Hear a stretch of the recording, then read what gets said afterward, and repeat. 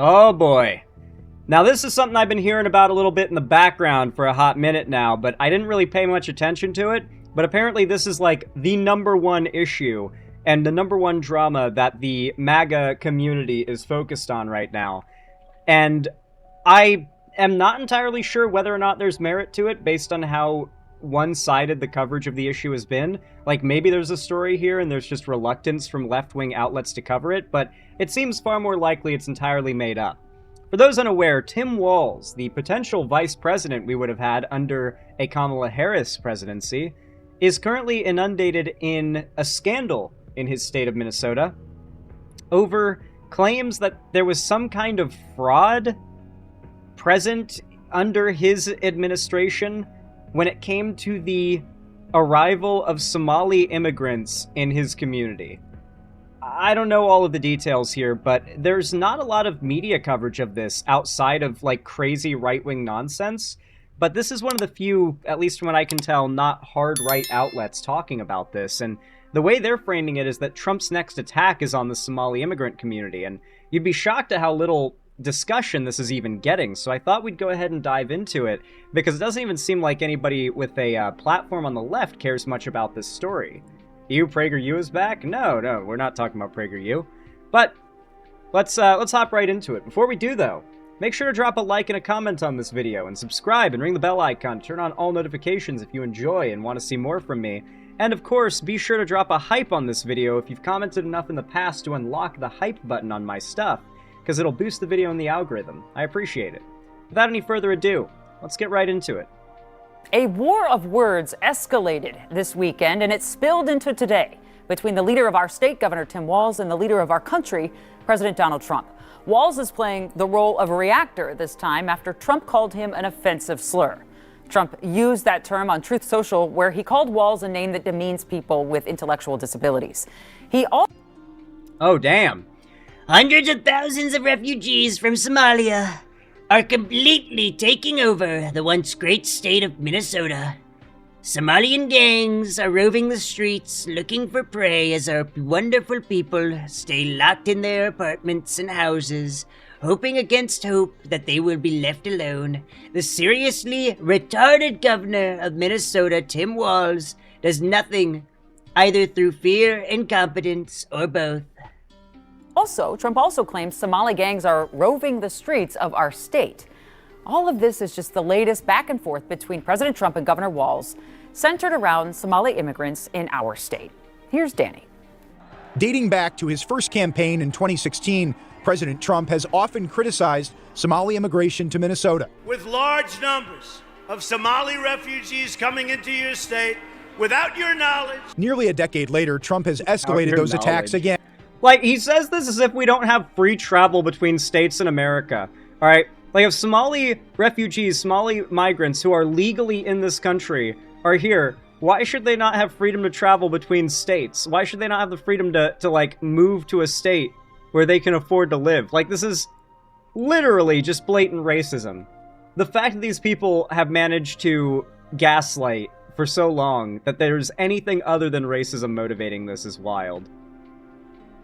First, he vowed to end temporary protected status for a small number of Somalis without permanent status, citing fraud cases in Minnesota that have involved defendants of Somali heritage. Then, on Thanksgiving Day, Trump posted to Truth Social that refugees from Somalia are completely taking over Minnesota, blaming Walz and describing the governor with a word deemed offensive to people with intellectual disabilities. Using that term is just so damaging. On NBC's Meet the Press Sunday morning, Walz then pushed back against Trump's portrayal of Somali immigration, which accelerated in the 1990s after the outbreak of civil war, and now numbers at least 80,000 in Minnesota. And created a... So the narrative that there's fraud happening here is completely made up by the right, is what I'm gathering at this point.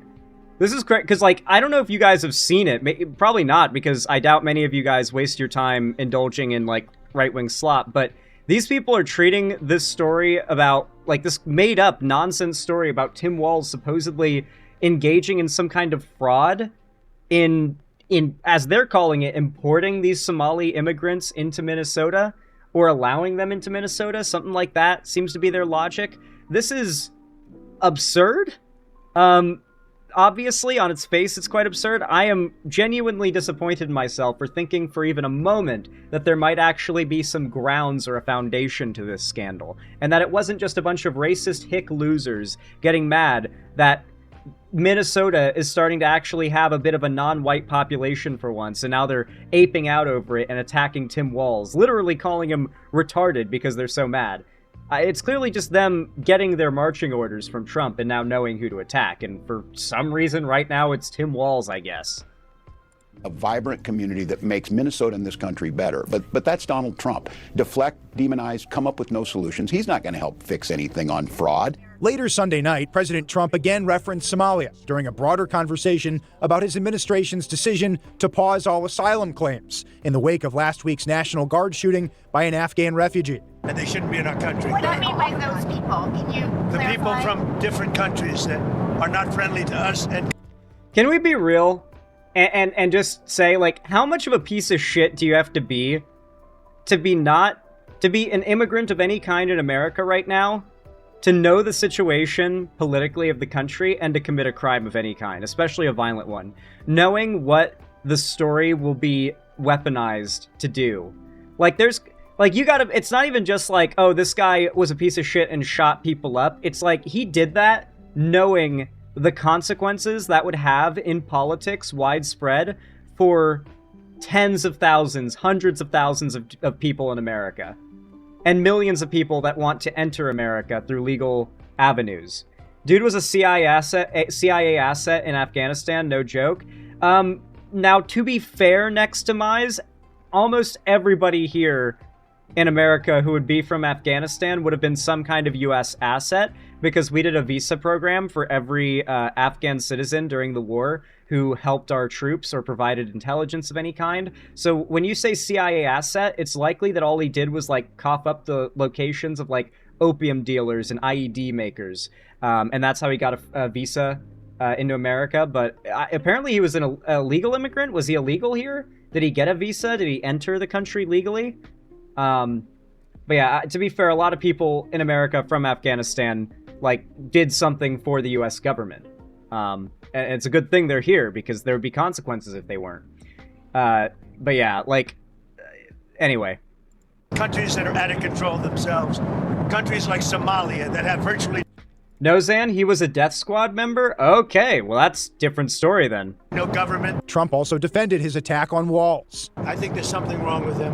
Anybody that would do what he did, anybody that would allow those people into his state. Walz's ally in Minnesota, Those U.S. people. Senator Amy Klobuchar, also took issue with the president's latest stances toward immigration. Decided to blame the Somalian population, 80,000 of which. Oh, man. It's wild how much just, like, at this point it feels like every 3 months there's a new minority group the right is attacking. Like, they're always attacking every minority group, but they can't focus all their attention on every group at once. It can't be perfectly evenly split, so they always have a preference. There's always a trend or a fad. And right now it really does feel as though it's a whole lot of... It's a whole lot of this, like, just jumping between different immigrant groups every other month. Zan, Trump gave him asylum. Oh yeah, wasn't it during the first Trump admin that he was given asylum? The shooter? The Afghan shooter, yeah. Which, by the way, work in our schools, work in our airports, help take care of our Oh no, it wasn't his first. It wasn't in his first administration. It was earlier in the year. seniors, Yeah. and are the vast majority this term. of which are citizens of the United States of America. Walz and Trump also exchanged words this weekend over the president's health. Walz demanded Trump release his MRI results from this fall. Although Trump said he didn't know what body part had been specifically scanned, the White House provided a statement this afternoon what? saying that imaging came back normal, but the actual MRI has not been released. Jana. It's just so strange to see the president and our governor, Minnesota, going at it like this. Is this just bad blood from the campaign when Walz ran as Kamala Harris Yes. number 2? Some could Yes. be spillover from the national campaign last fall in 2020. Yes, it absolutely is. Well, this is largely a crackdown and a blatant show of force against those that dared to stand against him during the election. I think that goes without saying. We can probably all agree on that. But on top of that, I think it's worth mentioning it's the same thing as what I just said before about how the right likes to bounce between different minority groups that are the central boogeyman of their attention. They cycle through them like a fad. And right now, of the different immigrant groups they like to demonize, it seems that Somali immigrants are the one that they're really worried about.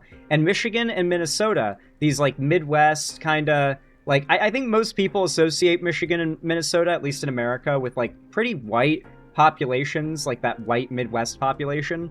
And because a significant amount of African and Middle Eastern immigrants are moving to these areas, they are using this like fear instilled by this rural white population.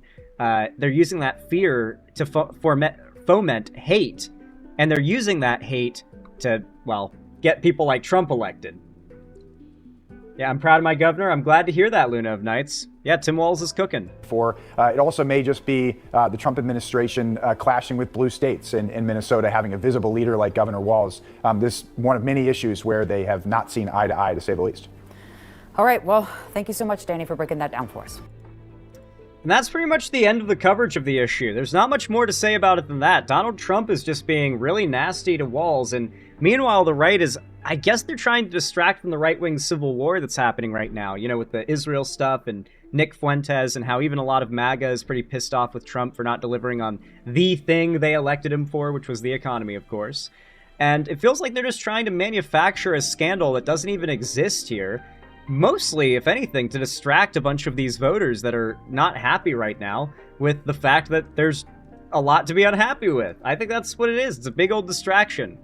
And of course, you know, it doesn't help or doesn't hurt to send a little hate towards some minority groups, send some hate their way.